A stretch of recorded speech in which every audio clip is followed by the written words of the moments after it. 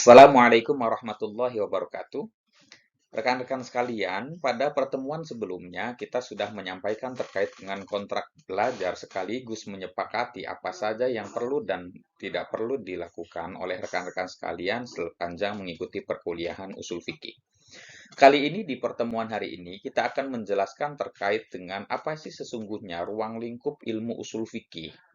Kalau kita berbicara terkait dengan usul fikih sebagai pengantar, saya akan meninjau kembali, mengulang kembali apa yang sudah kita sampaikan di pertemuan berikutnya. Bahwa usul fikih ini merupakan satu ilmu yang terdiri dari dua kata. Yang pertama adalah al-usul, yang kedua adalah al-fiqh. Al-usul sebagai satu kata dari rangkaian usul fikih merupakan al-aslu atau dasar. Kalau kita mengilustrasikan pada sebuah pohon, al-aslu yang dimaksud dari pohon itu adalah ayatorfus syajarah atsabitu fil ardi. Yaitu satu bagian pohon, satu ujung pohon yang menancap, yang mengakar ke dalam bumi. Maka usul dari sebuah pohon itu adalah akarnya. Sementara al-fiqhu merupakan kata yang kedua dari usul fikih, merupakan al-fahmu, yaitu pemahaman.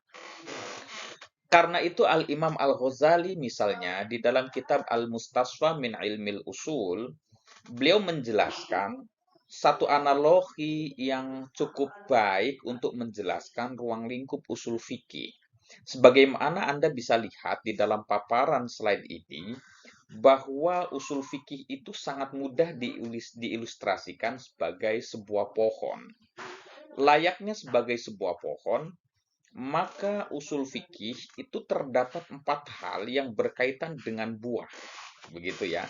Jadi Al-Ghazali menjelaskan usul fikih itu sebagaimana sebuah pohon yang memiliki 4 komponen utama.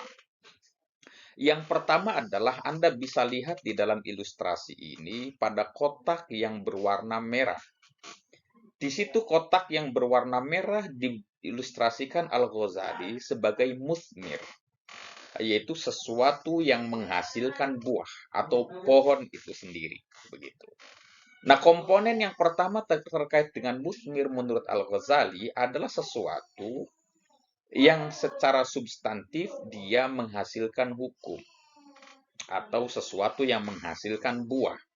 Atau di dalam istilah Al-Ghazali itu menggunakan istilah musmir, ai musmirul hukmi, sesuatu yang menghasilkan buah atau menghasilkan hukum.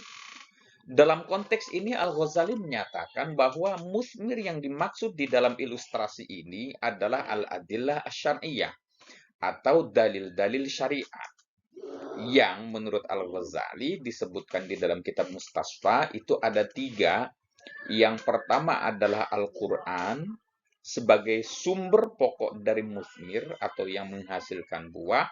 Yang kedua adalah Al-Hadis, yaitu hadis-hadis Nabi. Yang ketiga adalah ijma, yaitu konsensus para sahabat atau konsensus para ulama. Al-Ghazali mengilustrasikan musmir karena dari ketiga komponen ini, dari komponen yang pertama yaitu musmir, hukum-hukum syariat itu terlahir darinya. Karena itu tidak mungkin ada sesuatu di luar Quran dan hadis itu dapat melahirkan hukum. Nah, ini juga sebetulnya sama dengan apa yang sudah saya sampaikan di pertemuan sebelumnya, bahwa usul fikih itu sangat terkait dengan bagaimana seorang mujtahid atau seorang yang ingin menggali hukum Islam itu selalu tidak pernah keluar dari teks. Karena itu misalnya ada satu perumpamaan atau ada satu makalah yang cukup baik disebutkan oleh Al-Imam Asy-Syafi'i yang menyatakan bahwa hukum itu ada di dalam teks atau hukum itu humila ala nas atau diseret atau digiring kepada teks. Karena memang dasar dari musmir atau sesuatu yang membuahkan itu adalah selalu al-adillah asy-syar'iyyah yang dalam konteks ini adalah Quran hadis. Begitupun dengan sumber hukum yang kedua. Karena itu rekan-rekan sekalian, bahwa usul fikih di komponen yang pertama, ruang lingkupnya Anda akan dijelaskan terkait dengan apa itu dalil-dalil syariat. Baik al-adillah al-muttafaqu alaiha, dalil-dalil yang disepakati oleh para ulama, maupun dalil-dalil yang diperselisihkan, atau di dalam istilah ini adalah al-adillah al-mukhtalafu fiha. Yang kedua adalah Anda juga bisa melihat di dalam ilustrasi yang sudah tersedia di layar Anda, ialah terkait dengan mustafnir. Anda bisa lihat ada dua orang yang berada di bawah pohon yang memiliki concern dan tujuan untuk mengambil buah, begitu ya. Ada dua orang yang berada di dalam ilustrasi sebagaimana saya buat di dalam slide ini. Siapa yang dimaksud dengan mustafmir menurut Al-Ghazali? Mustafmir di dalam konteks ini adalah para mujtahid atau orang-orang yang berijtihad yang mengerahkan segenap kemampuannya untuk mengambil hukum-hukum syariat dari musmir tadi, dari pohon atau dari dalil yang melahirkan buah. Karena itu di dalam usul fikih Anda akan mendapatkan misalnya kriteria apa saja seseorang bisa dikatakan sebagai mujtahid misalnya. Karena mujtahid di dalam konteks yang sederhana ini bisa didefinisikan sebagai satu orang yang memiliki kemampuan untuk mengerahkan segenap kemampuannya dalam rangka untuk melakukan istinbat atau penggalian hukum dari Al-Quran dan hadis sebagai musmirul hukmi. Karena itu tidak setiap orang bisa berlaku sebagai mujtahid. Dalam konteks seperti ini, misalnya, jika ada orang yang ingin mengambil hukum itu, mengambil buah itu, kemudian dia tidak memenuhi kriteria sebagai mujtahid, karena itu tidak bisa dia melakukan ijtihad. Begitu. Yang paling memungkinkan adalah misalnya dia melakukan fatwa berdasarkan kerangka ijtihad pada salah satu madhab tertentu. Karena itu sebagai ruang lingkup kedua di dalam usul fikih juga akan dijelaskan kriteria mufti. Orang-orang yang bisa memberikan fatwa, serta ada mustafti. Siapa saja orang yang bisa meminta fatwa. Apakah misalnya orang yang sudah masuk pada level mujtahid, bolehkah dia meminta fatwa kepada mujtahid lain? Misalnya seperti itu. Ini merupakan ruang lingkup kedua, sebagaimana diilustrasikan oleh Al-Imam Al-Ghazali sebagai ruang lingkup kedua dari studi usul fikih, yaitu mustafmir, atau orang yang mengambil hukum. Yang ketiga, saudara-saudara sekalian, Al-Ghazali menyebutkan juga komponen ketiga di dalam ilustrasi ini. Yang ketiga adalah samroh atau buah itu sendiri. Kalau di gambar Anda bisa melihat ada kotak yang berwarna ungu. Ada buah yang berwarna merah, ada buah yang berwarna hijau. Samroh sebagai komponen ketiga dari ruang lingkup usul fikih ini adalah yang dimaksud adalah hukum itu sendiri. Namun hukum di sini bukan hukum secara tafsili atau terperinci, tapi hukum-hukum global. Misal di dalam usul fikih akan dijelaskan apa itu wujub misalnya. Apa itu wujub? Apa yang membedakan antara wujub atau wajib dengan an-nadbu misalnya dengan sunnah? Apa yang membedakan antara wujub an-nadbu dengan al-ibahah? Boleh. Apa itu kriteria karohah? Apa itu definisi dari hurmah atau haram? Dan juga di dalamnya akan dijelaskan selain dari hukum taklifi, ada juga yang disebut dengan hukum wad'i. Ini merupakan ruang lingkup ketiga di dalam usul fikih yang oleh Al-Ghazali disebut dengan samroh. Saudara sekalian, setelah saya menjelaskan ada 3 ruang lingkup itu, yang pertama adalah musmir, orang sesuatu yang membuahkan hukum.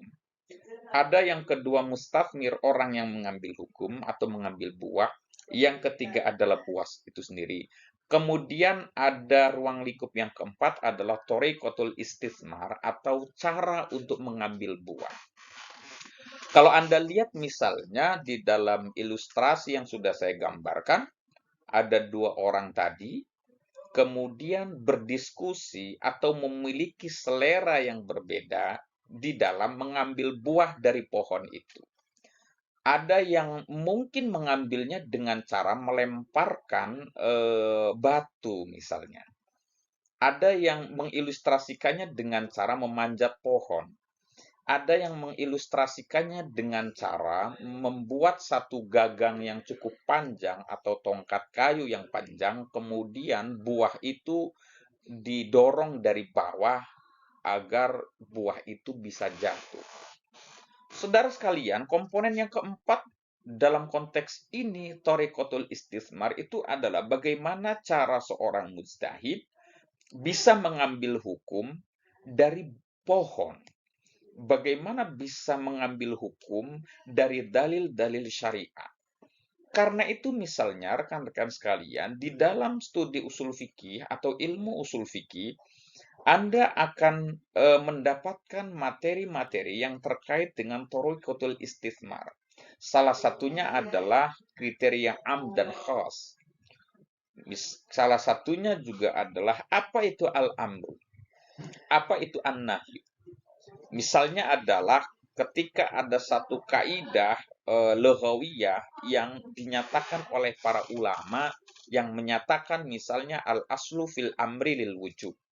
Artinya, kapanpun Anda menemukan redaksi perintah di dalam Al-Quran, maka biasanya makmur bihnya atau yang diperintahkan itu mengindikasikan sebagai sesuatu yang wajib dilakukan. Saya beri contoh misalnya adalah ada ayat aqimus shalah. Aqimus shalah itu merupakan sighatul amri, karena ada redaksi aqimu yang merupakan fiil amar, yaitu dirikanlah sholat. Ulama kemudian membuat satu kaidah di dalam usul fikih, kaidah kebahasaan yang menyatakan al-aslu fil amri lil wujub, bahwa dasar dari adanya satu perintah di dalam Al-Quran itu menunjukkan wajib. Karena itu misalnya berdasarkan thoriqatul istismar atau cara pengambilan buah ini, berdasarkan kaidah ini, maka diperolehlah satu ketetapan bahwa sholat itu wajib dilaksanakan. Meskipun kita tahu sebetulnya tidak ada redaksi di dalam Al-Quran yang secara langsung menerangkan bahwa sholat itu wajib. Misalnya, as-sholatu wajibah, misalnya seperti itu. Begitupun dengan perintah zakat, misalnya, wa'atuz zakat. Atau misalnya ada satu ayat di dalam Al-Quran yang menyatakan fala taqul lahuma uffin. Janganlah Anda kemudian mengucapkan kepada kedua orang tua Anda. Dari sini kemudian ulama melahirkan juga kesimpulan bahwa mengucapkan dan saja itu dilarang di dalam agama, apalagi jika misalkan Anda melakukan pemukulan terhadap kedua orang tua, begitu. Karena itu misalnya ada yang disebut dengan qiyas aulawi, begitu. Nah, ini merupakan salah satu thoriqatul istismar, salah satu dari komponen keempat yang ada di dalam ilmu usul fikih. Jadi, thoriqatul istismar itu berbicara tentang bagaimana satu buah yang dilahirkan oleh musmir tadi dari pohon, yang dalam konteks Al-Ghazali merupakan al-adillah asy-syar'iyyah, itu bisa dihasilkan oleh para ulama sehingga melahirkan hukum. Karena itu, secara kesimpulan bisa saya sampaikan bahwa objek studi usul fikih atau ruang lingkup usul fikih itu berdasarkan slide yang Anda bisa lihat di dalam halaman ini adalah ada 4. Yang pertama, usul fikih akan membahas tentang musmir yang membuahkan hukum. Dalam konteks ini adalah al-adillah asy-syar'iyyah. Yang kedua, di dalam usul fikih juga akan dijelaskan terkait dengan mustasmir. Siapa saja orang yang bisa mengambil buah, kriteria apa saja yang harus dimiliki. Yang ketiga adalah samroh, buah itu sendiri atau hukum itu sendiri. Apa yang membedakan antara sabab, syarat dengan mani misalnya. Dan yang keempat adalah terkait dengan thoriqatul istifmar atau cara mengambil buah. Demikian rekan-rekan sekalian terkait dengan materi perkuliahan hari ini. Kita akan sambung di dalam materi-materi berikutnya sebagaimana yang sudah kita sepakati bersama di dalam rencana pembelajaran semester. Itu saja. Wallahul muwaffiq ila aqwamit thoriq. Wassalamualaikum warahmatullahi wabarakatuh.